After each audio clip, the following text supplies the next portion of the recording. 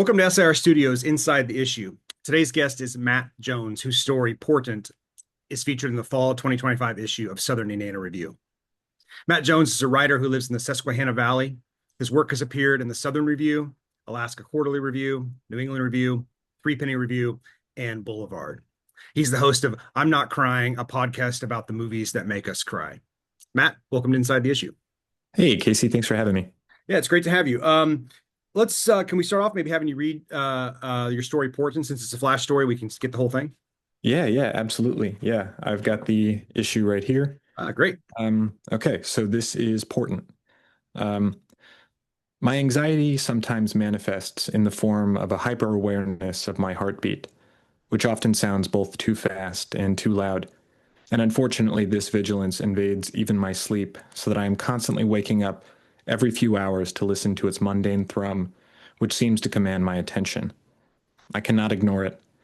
There seems to be an extra compound beat disguised within the larger rhythm, something only I can detect, but my doctor has assured me that everything is normal. My unease, whatever its origin, is unfounded. Last night, when I couldn't sleep, I raised the blind to the bedroom window and saw perched upon my neighbor's garage a large bird which I first mistook for a statue, as the sky was clouded over and there was no moonlight.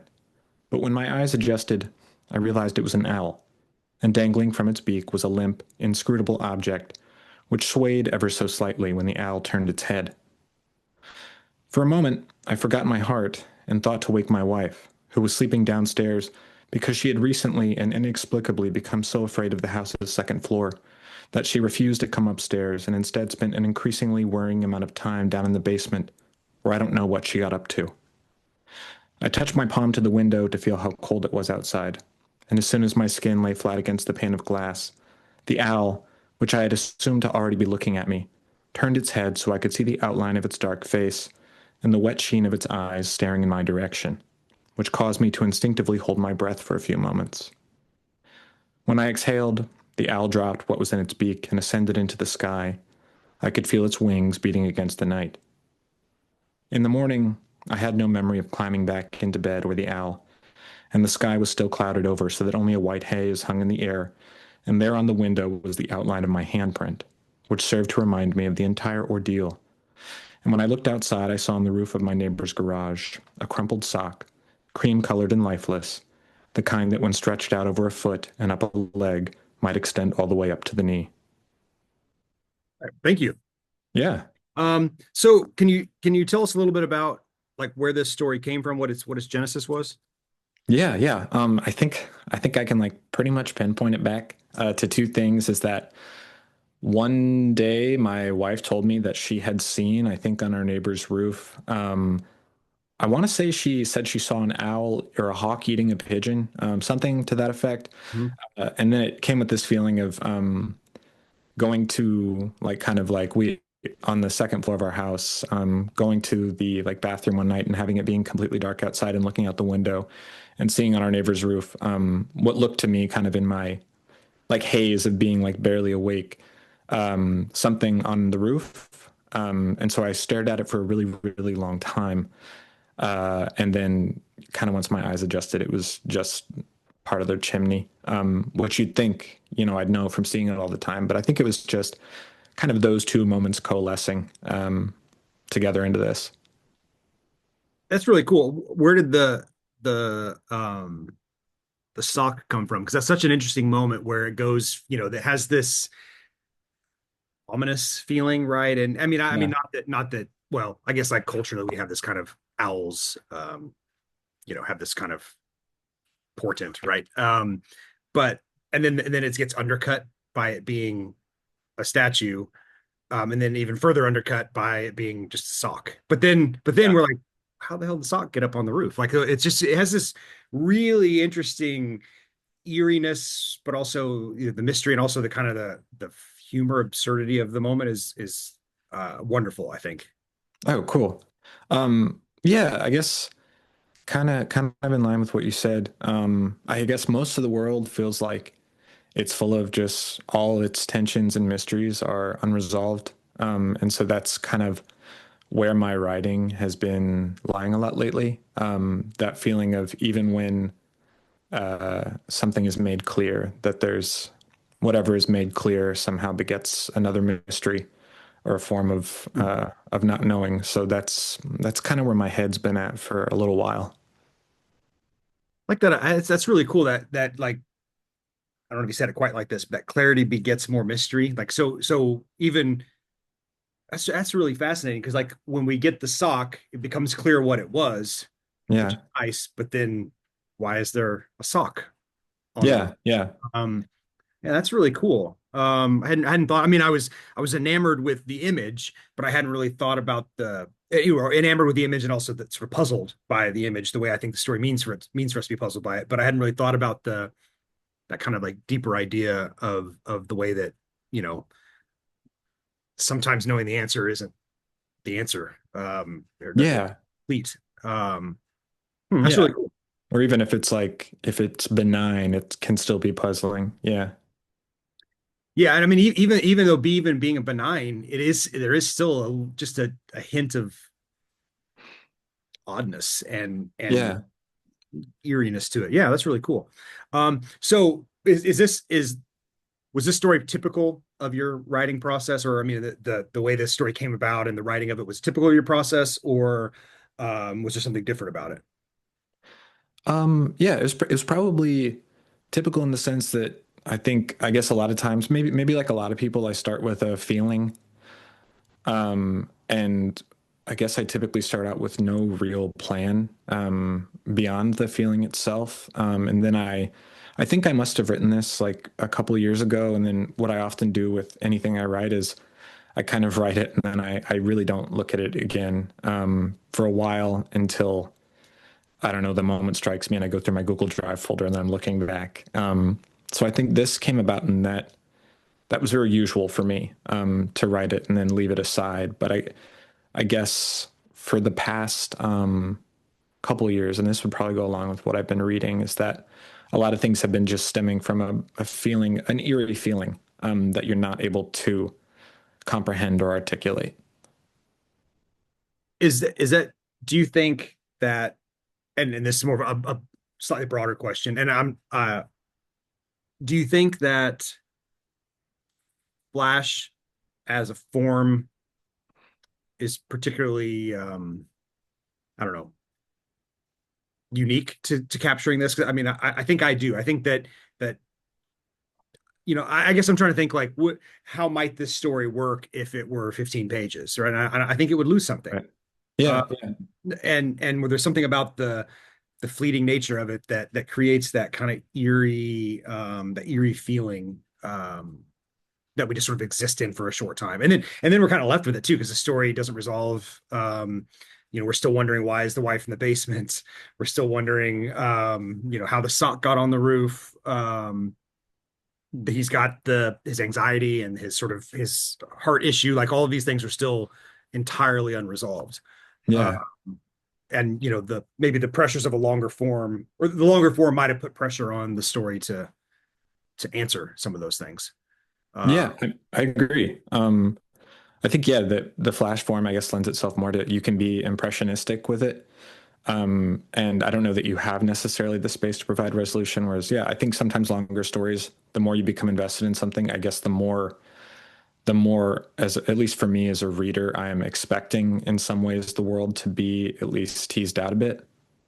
yeah, yeah, the expectation of payoff of some sort for the time spent, Yeah. time we invest in it. Do you write more flash or more I guess traditional length stories?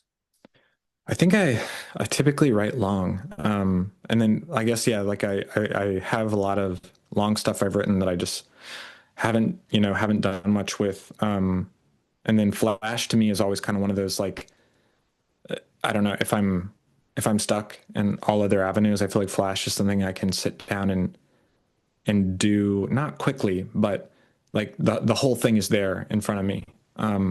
Even if I don't do anything with it right away, I'm able to it feels easier to approach a feeling rather than like you might know, like writing a really long story is certainly an intensive planning and editing thing. Yeah, actually, I talk to my students about this. So in my intro classes, I teach both fiction and poetry, and I'm not a poet, of course, but I do talk to them about how, revising poetry, and I'm speaking this as a fiction writer, and poets are, I'm probably speaking out of turn a little bit, but I have this similar conception of like I envy poets.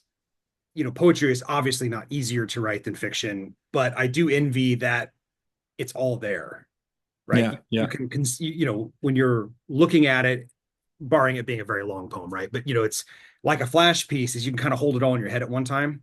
yep, And I envy that, being able to kind of approach it that way, where a longer story, you make some change early in revising something early in the story, not realizing like it messes something up 10 pages later because you forgot. yeah, yeah, And I envy poets the ability to kind of, you know have the whole thing exist together. Yeah, and just being able to compose it, not refine it and polish it, but to have this decide, is this something, very quickly. yeah, yeah. uh To at least have it all down, then you yeah, can to then look at. decide, is this worth coming back to, is there something here? Yeah. Yeah, I envy poets that, for sure.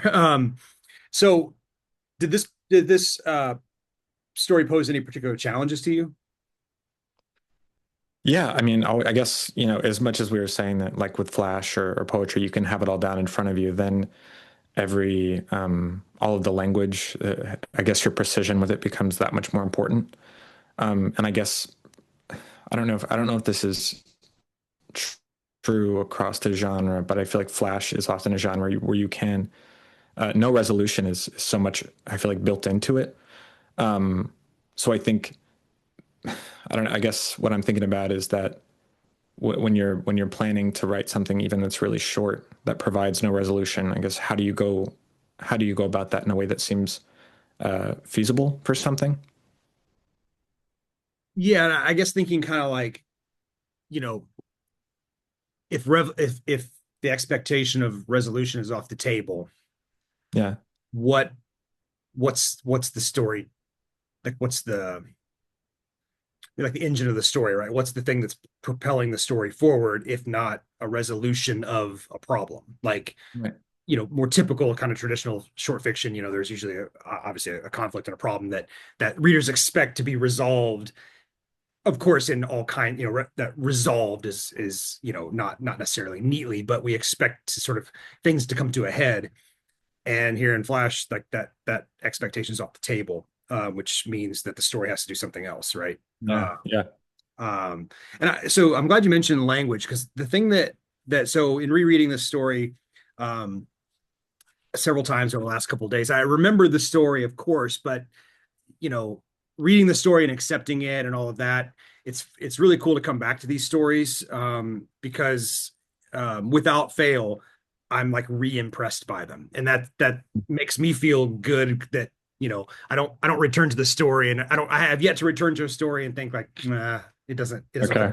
It's and what's fun though is that I had a memory of the story. I had a memory of the images of the story. The owl and the sock and the hand on the window and like that stuff, like imprinted pretty well. But coming back to it, I'm just marvel at like the language in this opening, um, really opening sentence, but the opening paragraph even broadly. And like there's so much interesting sounds that I Hmm. probably wasn't aware of when I was initially reading the story. Like my anxiety sometimes manifests in the form of hyper awareness. Like I don't have a good ear for, like, I can't scan poetry. I don't have a good ear for that. But like the rhythm of Hmm. that is really wonderful, and all of the S sounds, and all throughout we've got like, all this other consonants, right? M and F and H, and then we've got some assonants with like short I and long O. And I'm curious if how conscious of, like, of course, language and precision you already mentioned, but how conscious are you of sound? Yeah.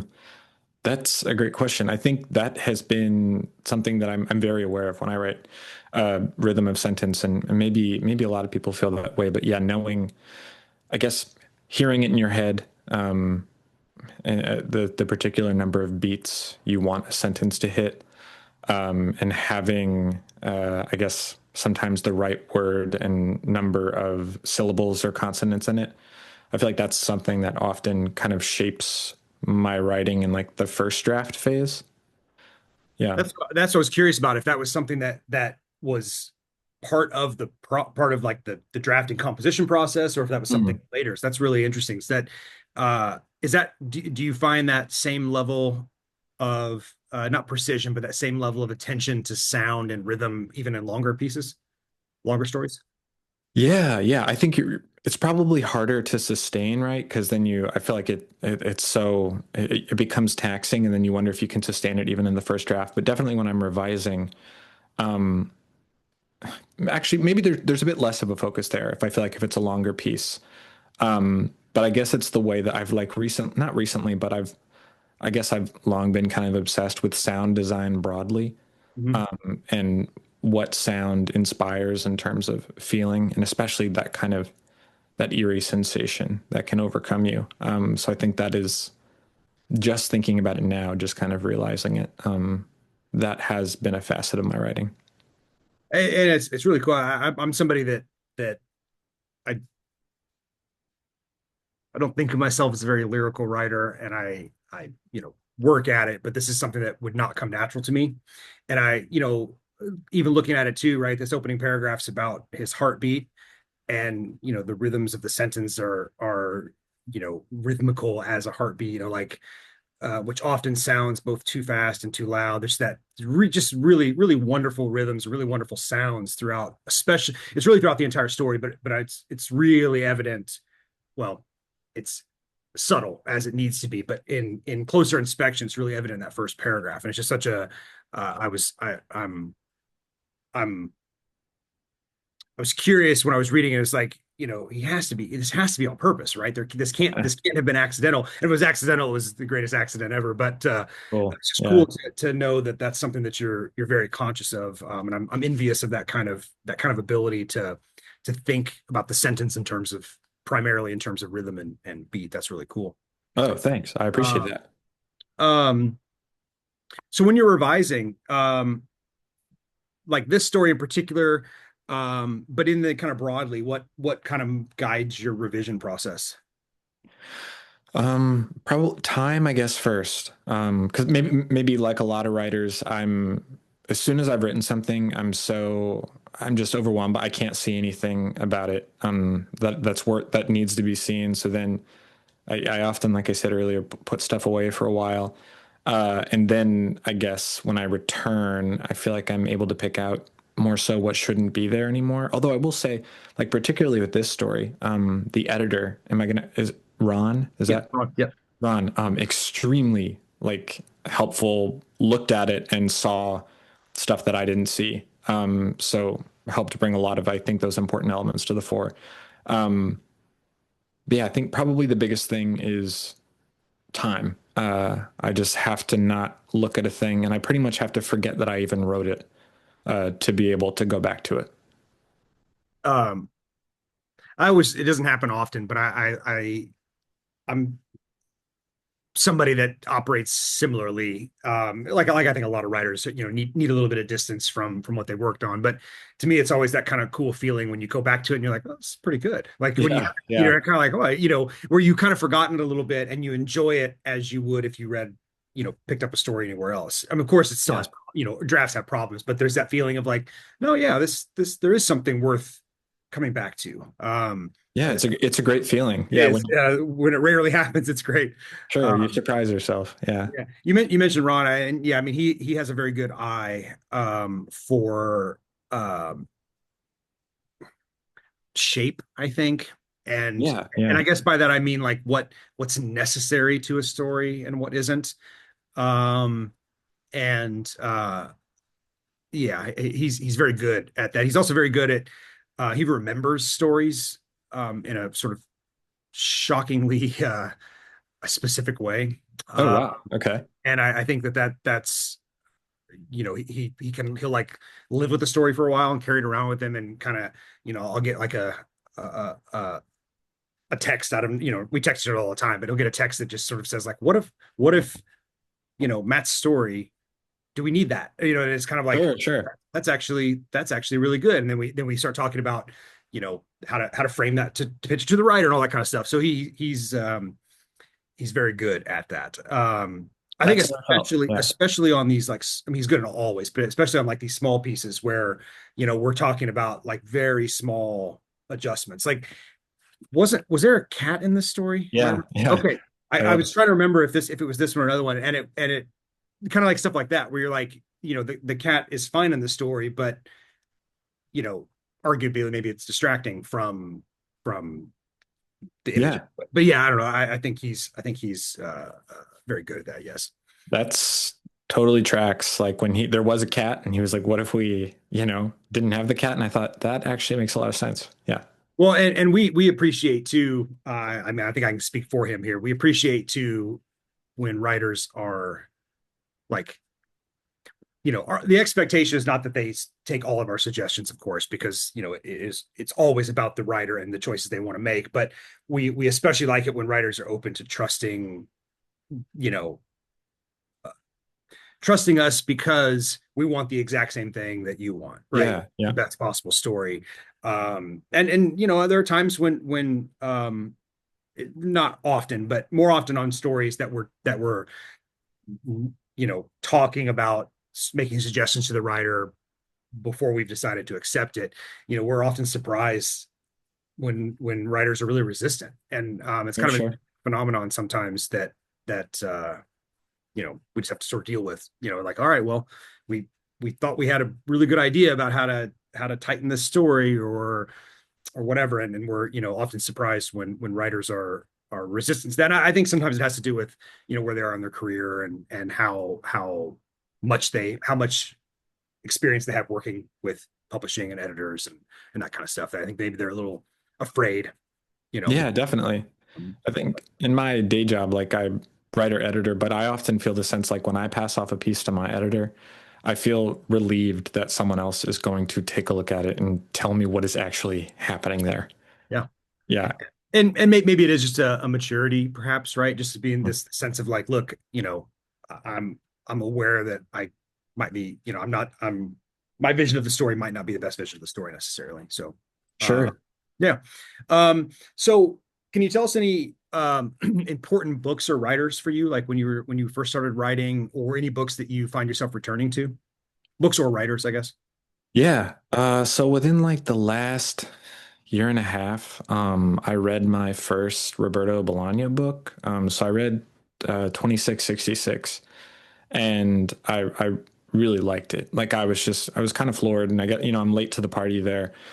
So then I like kind of reverse order. Then I read all of his other books. And I really loved Last Evenings on Earth, one of his short story collections. And I think a lot of that, so much of what is present is his story is just an unresolved ominousness about the world full of signs that you can try and decipher, and some are undecipherable, and some you can figure out, and they still don't give you anything.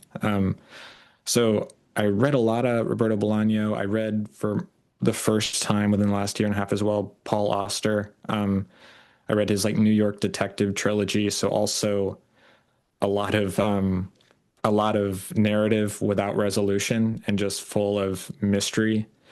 But I think the the favorite book that I've read in a very very long time was this book called A Heart So White by a Spanish author Javier Marias, and it was like one of the more incredible reading experiences I've had.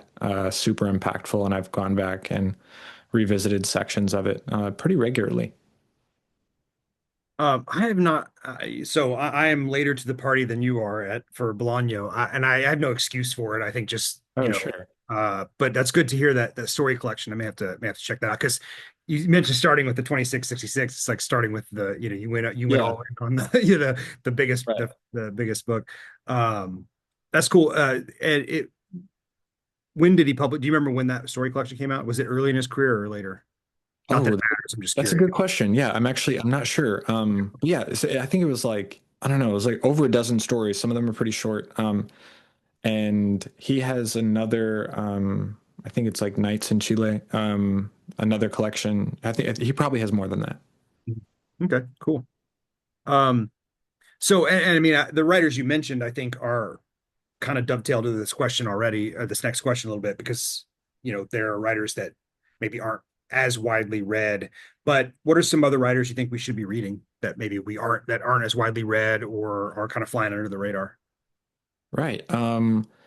So yeah, I'll say, and I don't know how widely appreciated they are, but Javier Marias, I love. Santiago Gamboa, Colombian author, phenomenally like expansive maximalist work. Another really kind of big book that I enjoyed, and I read it right after 2666 was Fernanda Melchor's Hurricane Season, and it was just it was a similar experience of you're kind of encountering this litany of terrible deeds in the world and wondering if you can get through it, what's going to come of it, or if anything is going to come of it, and whether that means anything if it does. So I would say, yeah, two of the those were two of the surprise authors, and then another book that I quite enjoyed with its like tone and mood was the Taiga Syndrome by Christina Rivera, I think, and that one just had this really meta, slow simmering, chasing a mystery feel. Yeah. Yeah, and that I'm not familiar with either of those. That's cool. That's one of the reasons I like asking this question because it Yeah, yeah. gives me some more to check out. Like I don't have enough to read already, but that's okay. Um, I was gonna um, say there's a lot of books out there. yeah, well, and we have a whole lot of stories that need to be read for SIR too. So, um, Yeah. um, very cool. So, what are you working on now, if you don't mind talking about it?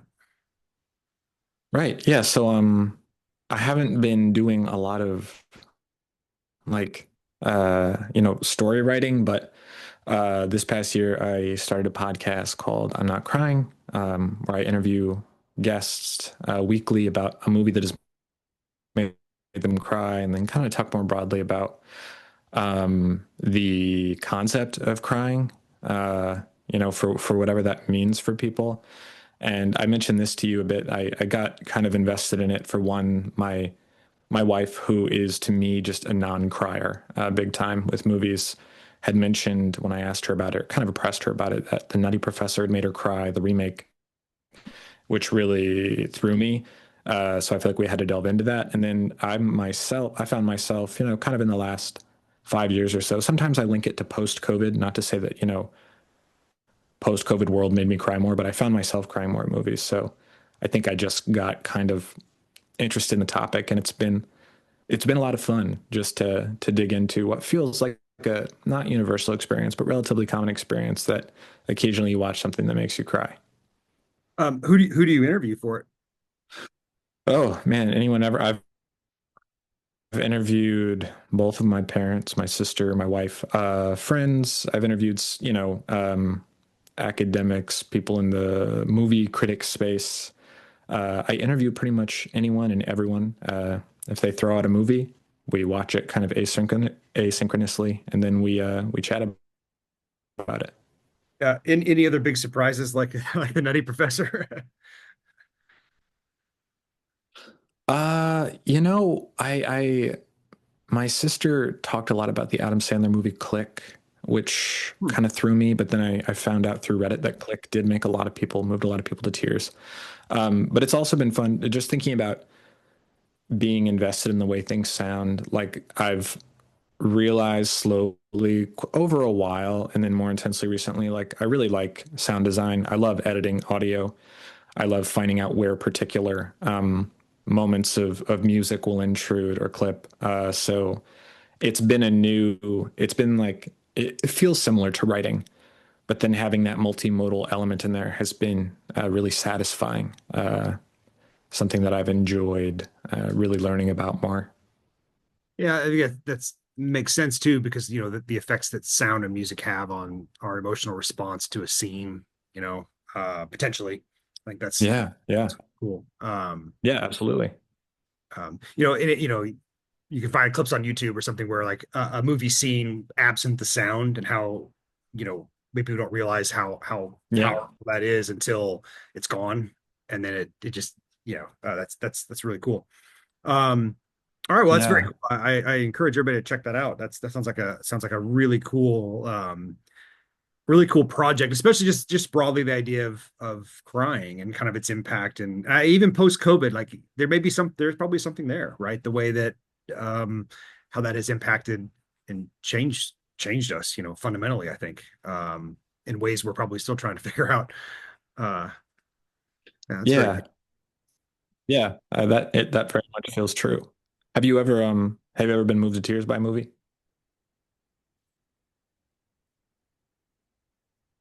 I don't know. I'm probably not I'm probably like your wife, probably not the crier.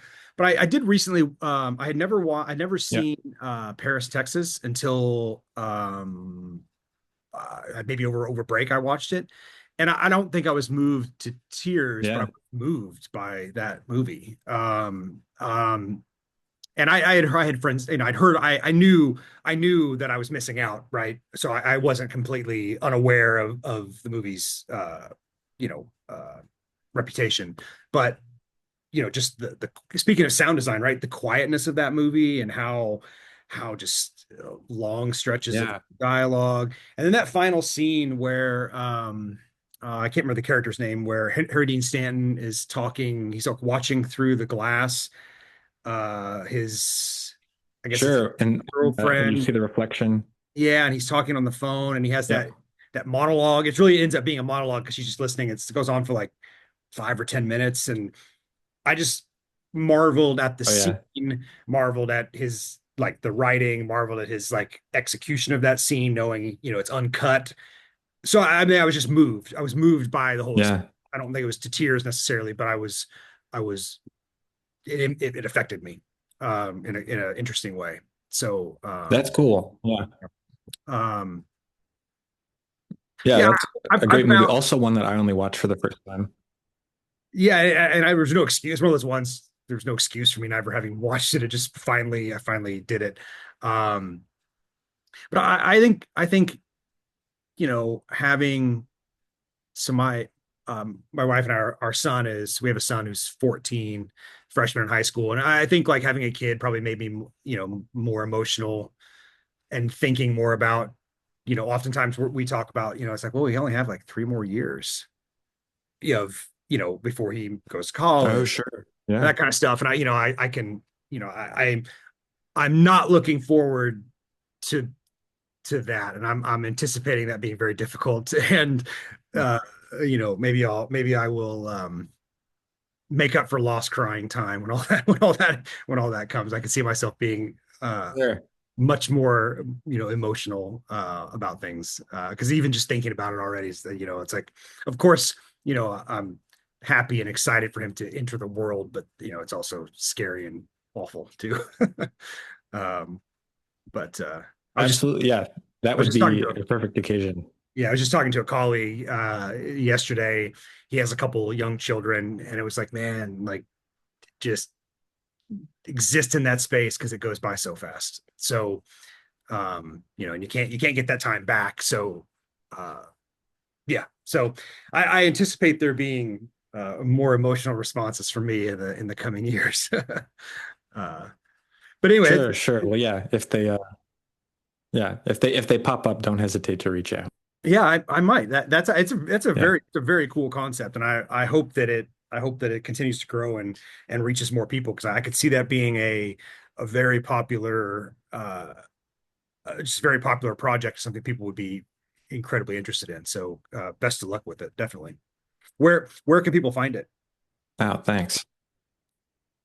Anywhere that you stream podcasts, Right. Apple, Spotify. Yeah, Awesome. I will definitely give that a listen. Appreciate it. Um, cool. Again, thank you so much, Matt. You can find Portent in the fall 2025 issue of SIR. You can go to usi.edu/SIR to find out how to get a copy. And the link, of course, will be in the description below. And it was a pleasure chatting with you, Matt. I appreciate it. And thank you so much for submitting such a wonderful story. Yeah. Oh, you too. Thank you so much, Casey.